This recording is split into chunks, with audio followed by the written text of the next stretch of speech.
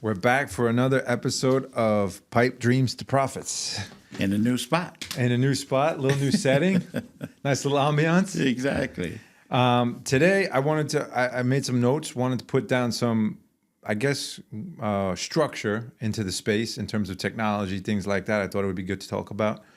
So I wanted to kind of kick off with just kind of outlining like market dynamics to understand within the space as it relates to tech.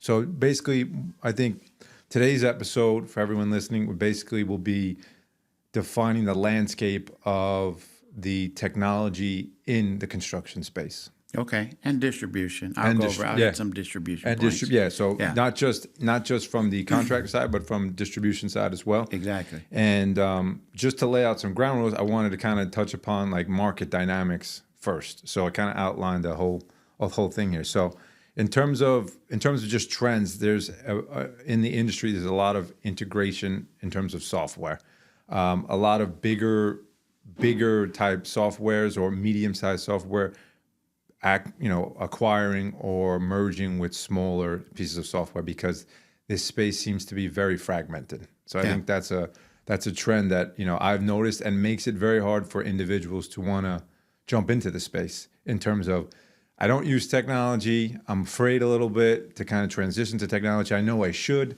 but I'm old school and I don't want to do it because once I start looking, there's just so much out there.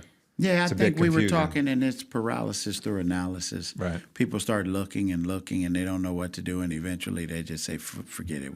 Forget it. Or you'll do like a little, like I even find myself sometimes, I do a deep dive on like a piece of technology, and then I'll look into it, and I'll find some things that I like, but it's not everything I'm looking for, and then I'll kind of put it to the side, and then whatever I was actually looking for, I don't go back to it. Exactly. For some time, even worrying about it. Yeah, my deep dive usually ends up with cat videos, so. I don't know how I went there. I'm like, what the hell was I looking for? What? I just went down a 10-minute video channel. All right, so then from integration, obviously API is also a big thing. I just want to mention that because APIs in terms of in terms of building software, from my perspective and doing it, you're not going to be able to account for everything. Right? Exactly. So, and if you try to account for everything in the piece of software, it's going to be cumbersome, clunky, and probably hard to use. So I think APIs do play a major role. And even when you look at software like Procore and Build the Trend, and I've had like smaller exposure to those large scale programs, but they have so much there. They have libraries of APIs and integrations and things like that. And again, analysis paralysis, it kind of gets kind of overwhelming, and they try to build it, to account for every scenario that an individual may use. They build it for every scenario, but that doesn't mean a distributor or a contractor needs to use and accommodate for every scenario just because it's there. Right. Because in most instances, it's like the 80-20 rule. You're only going to use 20% of the software anyway, and it's probably going to cover 80% of your processes. Of what you need. Yes. Yeah, so there's no perfect fit. I guess the main takeaway there's just no perfect fit. You will have some element of integration with other softwares, APIs, QuickBooks, smaller pieces of software, or even large scale pieces of software. Yes. All right, so to get away from, in terms of integration trends, you move to the size and segmentation. So obviously you got different types of software built for different specialties. You have enterprise software, which is more kind of the stuff that you've come across and stuff that you've used. Then you have mid-market, things that like Procore, Autodesk, Construction Cloud.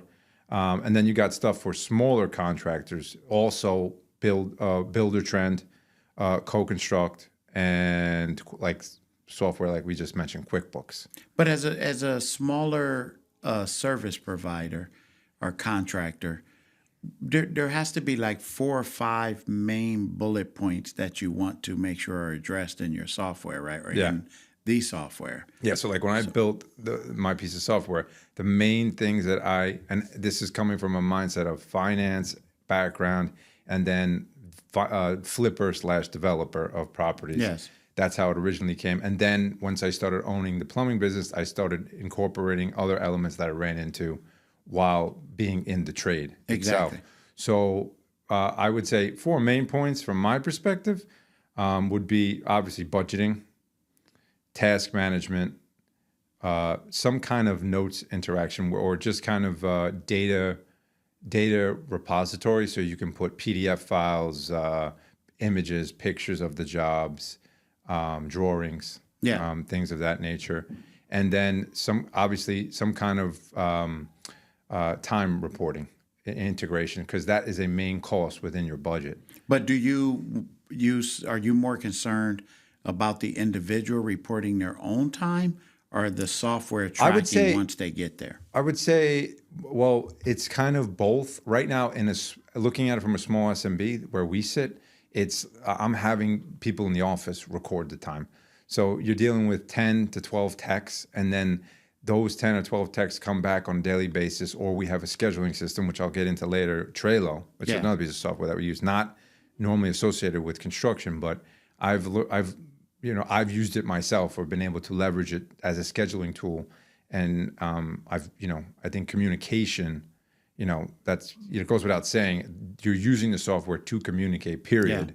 Right? But I think that is, if you're looking for anything in a piece of software, it's to communicate better with your staff. So that would be first and foremost. But, I am more focused on field management. So I think that's where the sweet spot is. I think that is where you can have the biggest impact. So if you're listening to this podcast, if we found you, or they found us, I would say biggest bang for your buck, something that does with field management, that manages time, because that's the biggest amount of savings you could carve out. Because if you're not figuring out if you're making money on your jobs with time management and scope management and material management, then what are you doing? Why are you running the business? Like I look at it that way. So if that's that big of a concern, is there really good software out there that manages that for you? Or is that something you just use pieces of the software to basically manage it yourself? I mean, well, for me, I built my own software, but I would say there's definitely lots of different software out there that you can use. But the reason I built mine was just because I had frustration of the simplicity of using some of the software that is out there. It's cumbersome. It's hard to pick up and run with it. It's not, there's an educational barrier that I think you have to get used to. And, typically there's a barrier to entry already in construction in terms of, I've done it this way. We've talked about this. Done it this way. Don't want to change the way I'm doing things. Because it works, or they think it works, but they don't really know. They being, the business owner doesn't really know what they're measuring, and I don't think they're really measuring, if they're measuring anything at all. They just see the cash coming in, and they see maybe their tax returns every year. Well, I made money, on my taxes, which is just a snapshot in time. So eventually, you could run out of cash, and think that you're making money this whole time, but no, it's just the timing of when you did your tax returns, essentially, showing you that you did make money, So I think, ultimately, as we set the landscape here and the dynamics, we'll get into more depth, but I think you start to see that there's different software for different things, and it's very fragmented in the sense that each piece of software right now that's been developed for construction tends to start out by focusing on one major thing, which is... So there isn't software that focuses on, let's say, your 4 or 5 core. There are, Build-A-Trend would be one of those. Oh, okay, there is. I think FieldWire is another one. Okay. There is Jobber, which is more of a, it's service oriented. So there's also a disparity between service and construction, like new construction. There's a division there, because a service piece of software is going to do different things for you than just a full-fledged general contracting type of software. So as I saw that, I tried to build the build more like somewhere in the middle. So it's flexible to do, because that's what we do. We do a little bit of service and a lot of construction. So I kind of built it to kind of aggregate the two when I saw that trend where it's like one piece of software went one way and the other went the other way. Build to trend is more comprehensive for like a general contractor, I feel. Yeah. It could do verticals too, I believe. I don't have a lot of experience with it, but I think it could do like, electricians. You could use it as a sub. But you'll see as you go through this list that there are specific even softwares for the subs, Yeah. as opposed to the general contractor.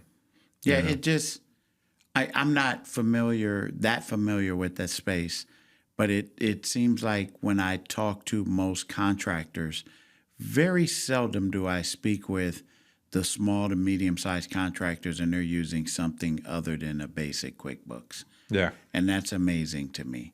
Yeah, and there's a delineation there too, because like some of the accounting software will do job costing for you. Yeah. Like QuickBooks, there is some level yeah. of job costing there, but it's not managing the people in the field. Yeah. It's so like I think, and I know that basically a construction management tool or project management tool, the field management should be more associated with the budgeting and the costing, the job costing.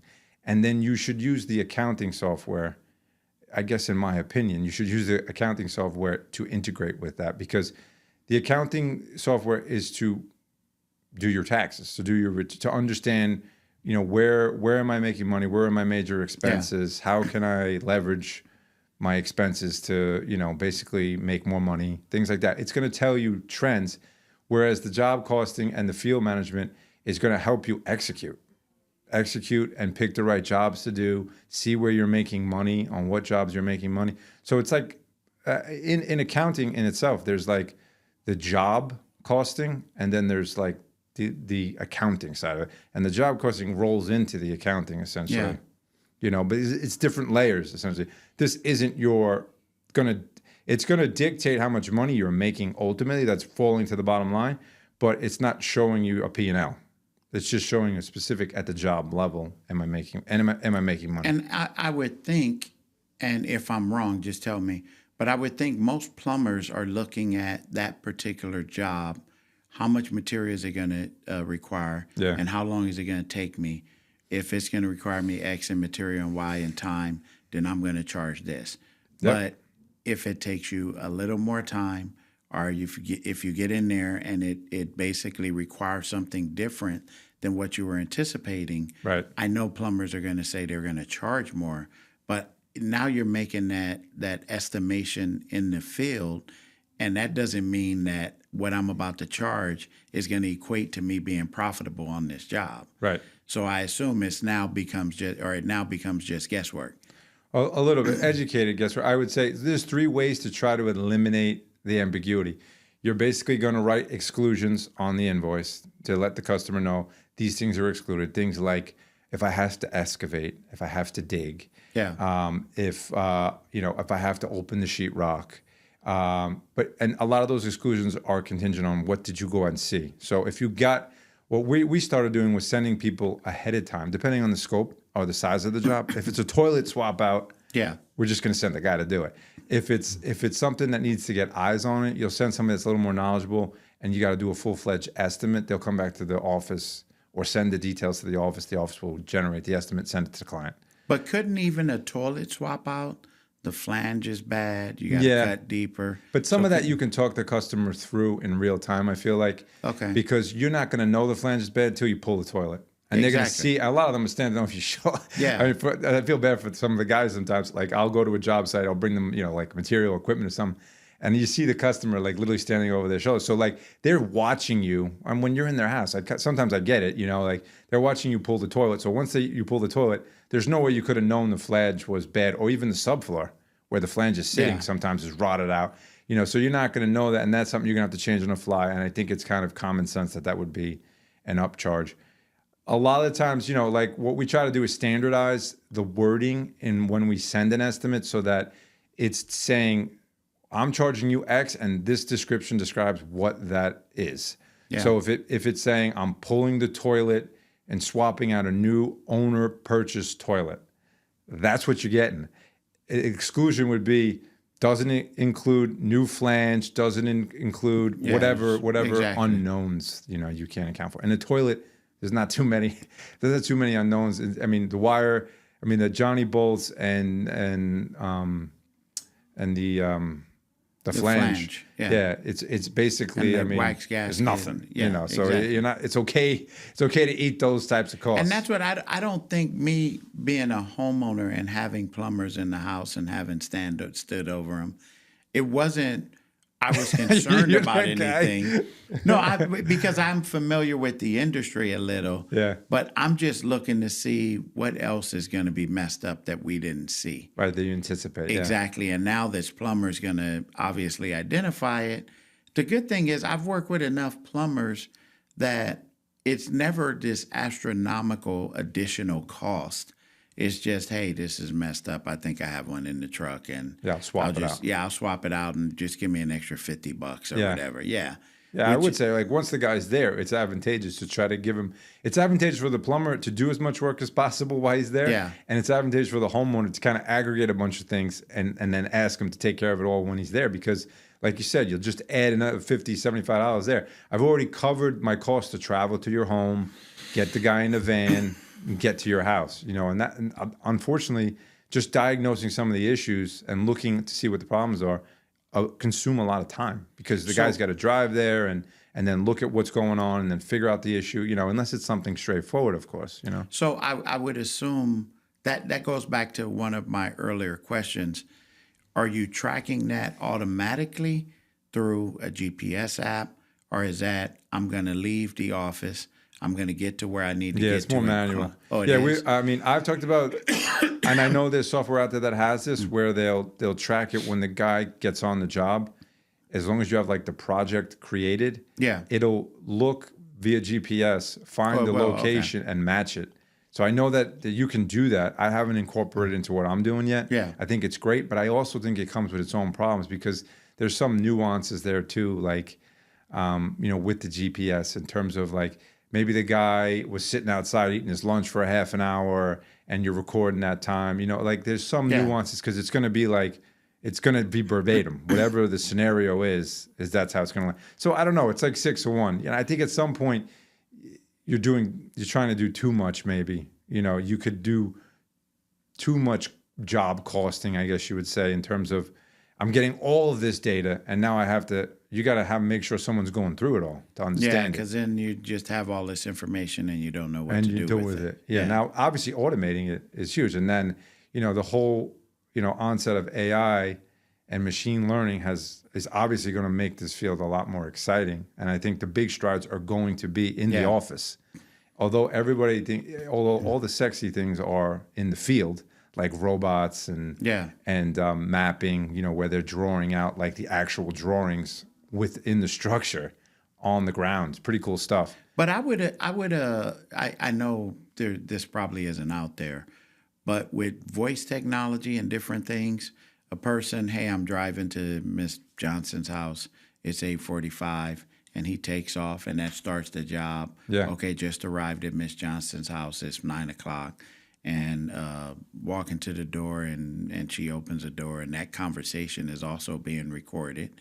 And now you get into the job. Okay, so I'm going to remove the toilet. I see what's wrong. It's almost like a police officer. A police officer, but also I think it's a doctor when they're operating and they're talking about what they're doing. And they record the minutes. Exactly, and it's not just to record the minutes, but that provides coaching opportunities as well. Yeah. Because that conversation, hey, you did see the flange was bad, but you decided to leave it. Why did you do that? Yeah. Well, because I didn't think she was going to want to pay for it. She was an older person, didn't have the budget. So, but I don't know. I mean, like I said, from a warehouse perspective, we're with WMS technology, we're trying to capture every touch point. Anything you're doing, because a majority of the time, I've mentioned before, a majority of a person's time in a warehouse is traveling, or their time is spent traveling to and from the location. Yeah, I found that fascinating. Exactly. And once they get there, it doesn't take that much time to grab 10 elbows, put them in the bag, and go to the next spot. So, but getting there, okay, now what did you do? Why did it take you 15 minutes to pick an order? But then you get to see, I didn't punch out and say I went to the restroom, because it tracks everything. Most WMS systems will track everything. So, and how good are the guys or girls used to getting used to it? Do they bitch and moan? Do they? Not really, because I think the generation that's actually working in those entry-level positions, the warehouse, they're comfortable with technology, a lot more comfortable than the owners are now. Yeah. Yeah, just because of the smartphone technology. Yeah. So they're comfortable walking with an RF device in their hand, being told where to go, getting there, being told how many to pick, Yeah. put it in a bag. Oh, you shorted one. What's the reason you shorted it? Well, it was only 9 here. Now it locks that location and doesn't send any other pickers there. Oh, that's cool. Yeah, exactly. And then they go and it prints a sheet of paper and says there was a short pick performed. Now somebody else goes and looks and says, oh, yeah, well, we're short on this location, but we're over on this other location. That's awesome. Exactly. And it'd be, even today, I mean, I was working and the guy mentioned to me that we shorted a customer. And I explained to him it's not possible. So, and he says, no, I'm telling you, we shorted the customer. I'm like, no, it's not possible. It's in the box. So we go look, we search up, and we see, yeah, it is in the box, and the guy didn't open up the third box, and the piece was in there. But because we're using so much technology in this particular facility, You knew it before he we even know knew. exactly what's there. Now, who's Yeah. telling you that? The delivery guy? Normally, it's the customer that'll call and say there's something wrong, and we'll tell the customer, well, you got to check this.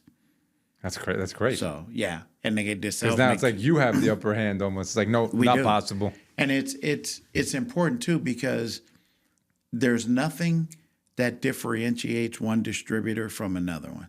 Service is supposed to be a given. Yeah. Everybody's going to have basically the same price. Now it's my driver competing against that other distributor's driver and my warehouse competing against that warehouse. And if I can minimize through software, minimize the amount of mistakes that are made, Yeah. then obviously I separate myself from the pack. Yeah. So, but most distributors don't do that. You see a guy walking through the warehouse with a grocery basket and they have no technology with a sheet of paper. And then they're wondering why they have all these warehouse errors. The inventory is not accurate.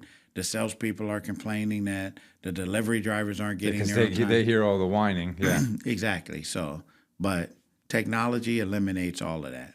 Yeah. I mean, that's why you install it essentially. Because if you, it's nowadays, it's one of the ways to separate yourself, especially in an industry that is not overwhelmed with technology. That's exactly right. And It's underwhelmed, I would say. Yeah, I don't know. I remember the last numbers I looked at. It was about 40% of distributors have a WMS, a warehouse management system, Right. our barcoding system installed. And then of the 40%, half of them aren't even using it right. At least. Well, you're using a small portion of it. Back to that 80-20. So it's no different than our cell phone. Yeah, I'm going to make a phone call. I'm going to check my email. I'm You going got to look 50 at a apps, couple of apps. but you only use them like Exactly. 3 maybe. That's exactly right. If you're using 15 apps, I'd be blown away. Yeah. Yeah, whereas you look at your cell phone, you have, I mean, they say you have more computing power phone, than the men that went to the moon. Yep. But we're It's only just crazy. using it to do dumb stuff. And Yeah, right. Exactly. Nothing cutting edge going on over here in this phone. People, even sometimes I give presentations and I pull my phone out because my notes are on my phone. Yeah. And people are shocked, like, oh my gosh, he's going to stand there with his phone because we're used to seeing people on their phone holding it. Right. And it's sort of a distraction. But Instead of now like- it's being used. Yeah, so Yeah. they see you as, oh, he's sitting there looking at his phone. No, I'm using it because the These are the points technology I is wanted there. to touch upon. Yeah, Yeah. so I don't need to carry a phone and then have a tablet and then have my notes written out.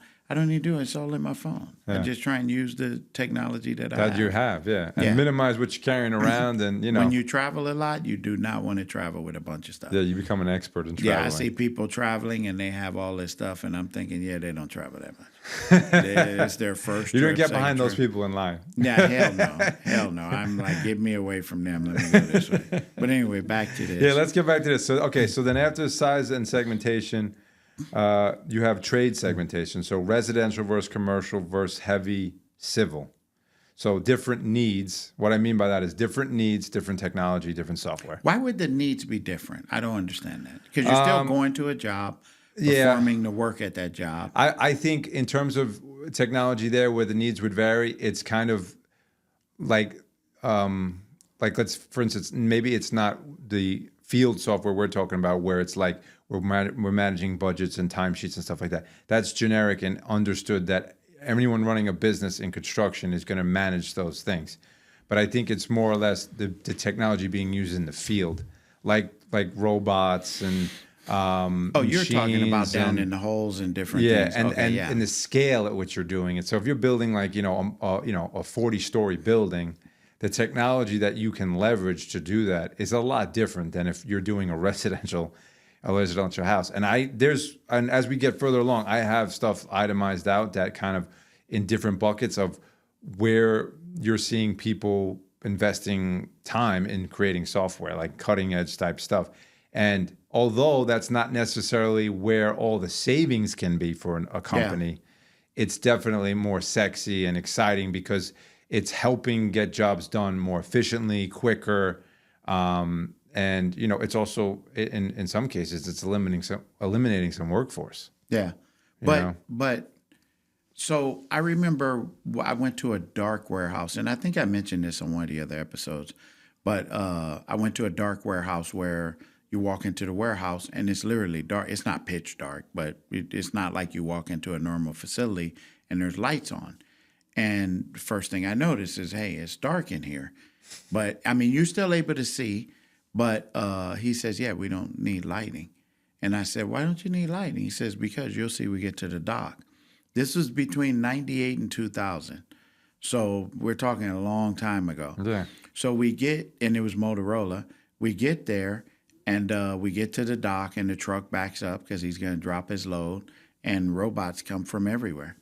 And they start unloading the truck and drop the pallet in one spot. Another robot grabs it, picks it up, and takes it, puts it up in the. that's And I crazy. just thought that was Well, incredible. then too, it's like You're no talking one was doing 27 it, years ago. and Yeah, now 27 years. We everyone didn't even have cell phones back then. Well, I think we were just getting them. just back. getting yeah. But they're like Yeah, archaic compared to what's in our That's it. hand You now. had the big brick with the long Yeah, antenna. the Zach Morris phone, the Zach Morris phone, like from Saved by the Bell. Yeah.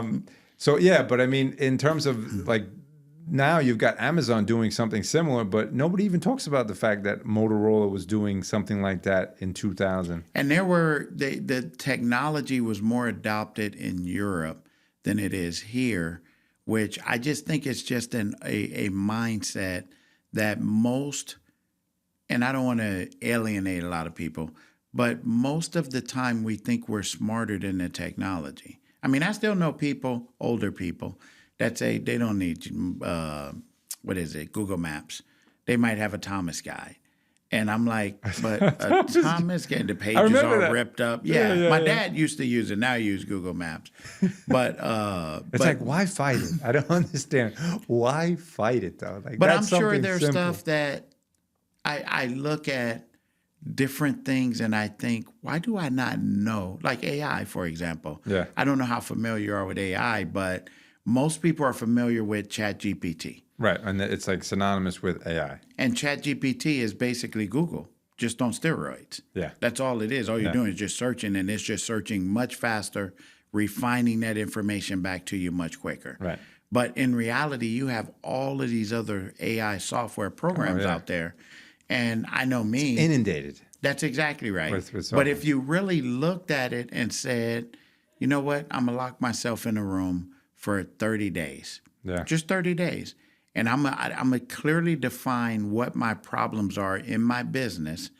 And I'm going to just use ChatGPT. Yeah. What can I do to overcome or eliminate these issues that I have within my business? I guarantee in 30 days, you could have developed through AI, Yeah. develop even more exhaustive software that can do everything you need it to do without being a programmer or anything. Yeah. Just Running a through whole AI. business is off of AI. That's exactly right. Yeah. So it's incredible, but we just, I don't know, we don't adapt it. And I mean, you look at other countries and It's the commitment. I guess it's the commitment level because that's true of like when you look at anything that takes some level of commitment. There's people that can just engross themselves and do it. And then there's people that, they don't have that level of focus or they don't have that level of drive to be able to sit down and continue to learn new things. There's definitely people that you meet along the way that are just innately learners. Yes. And then others that, just, I don't think that they shy away from it, but it's just not instinctive in them to want to know more about something. Exactly. In the company I worked at, they felt that they knew better. they were more suited for doing things than the software, and they were smarter than the software. It's just crazy. And exactly, and we argued and argued and argued, and I was never able to get them to understand. In certain facilities, we implemented barcoding and warehouse management and different things. But in a majority of the facilities, which was the plan to implement that technology across the board, Never got that. they couldn't see it. Yeah. They couldn't see in terms of just product mix. Why is a 3/4 inch elbow next to a 4-inch Victaulic tee? And it doesn't matter. It's there, and we know where it is, and the quantity is correct.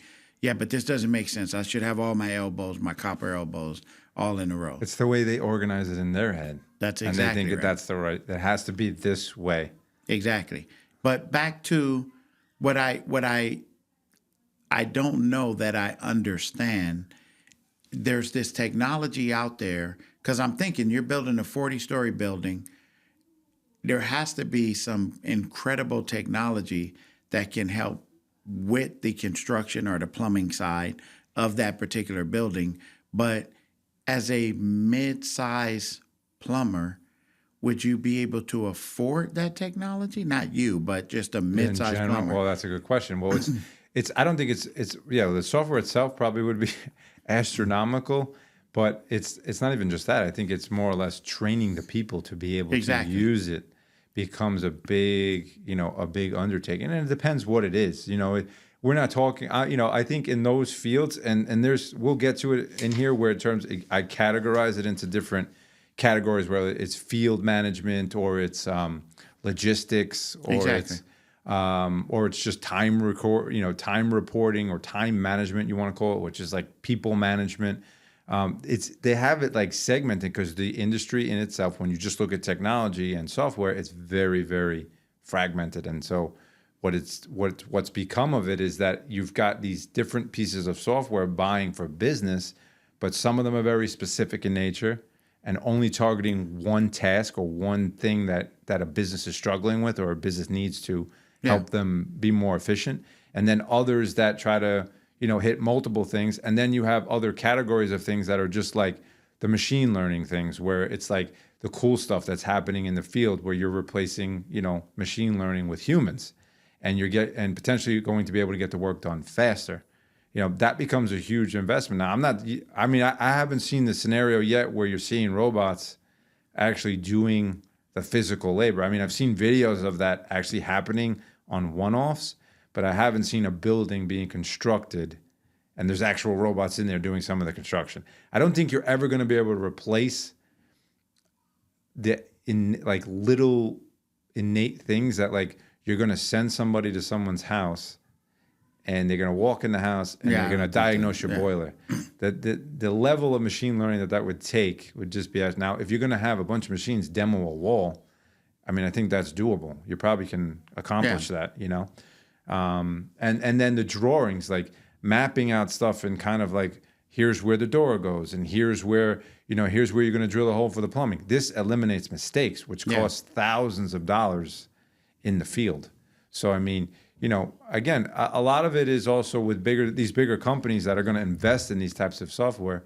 It's going to be a heavy upfront investment, but over time, I think it saves them, millions of dollars because you're building tremendous buildings. But it's a different scale. I still struggle with when I talk to plumbers and they start telling me about soldering and different things, and I just think, but you have press fittings and. Why are you stressing over that? Yeah, I don't. And I there's don't some scenarios where you still would need to do that, but it's very rare. Like maybe that might be the better job in some scenarios, but it's very, very rare, and it comes into handy because sometimes you have smoke alarms and stuff where you're not even allowed to solder. You have to press in those scenarios because otherwise they have to like shut the alarms off. It's a big to do. Because the building has to be shut down. Then it's just like a whole thing. So presses, and again, it's not like it's a great technology, and you don't look at it as even technology because it's just a fitting, right? That's exactly right. But it is, and then the jaws and everything that you use, the different heads for different sizes. I mean, and I even remember when it started to become very popular and we adopted it.